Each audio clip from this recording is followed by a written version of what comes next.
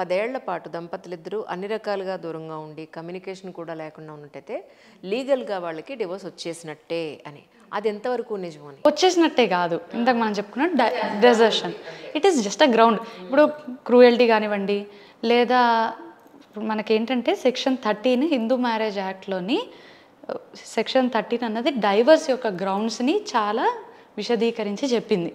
చాలా చాలా డీప్ అనాలిసిస్తోని కొన్ని గ్రౌండ్స్ అన్నది మెన్షన్ చేయడం జరిగింది.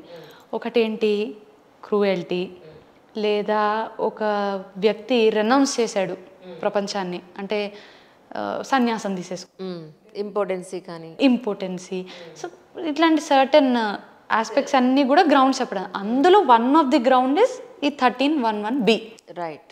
ఇది డెజర్షన్ గురించి మాట్లాడుతుంది. ఆల్రైట్. ఇద్దరు వ్యక్తులు, భార్య కానీ భర్త కానివ్వండి, వైవాహిక బంధం ఉండగా when it is in motion, then one of the person will leave the other person. So వీళ్ళిద్దరూ కలిసి 2 ఏళ్ల కంటే ఎక్కువ పాటు లేకపోతే, షూర్ షార్ట్గా 2 years ఉండకూడదు, 2 years కంటే ఎక్కువ ఉండకపోతే then it will attract the desertion and divorce వచ్చేటటువంటి అవకాశం ఉంది. ఎందుకంటే ఇది గ్రౌండ్ కాబట్టి. సో డైవర్స్ వచ్చేసినట్టే కాదు, కోర్టులో ట్రయల్ అయ్యాక, కోర్టు డిసైడ్ చేశాక, కోర్టు ఒక తీర్పునిచ్చాక అప్పుడు డైవర్స్ వచ్చినట్టు.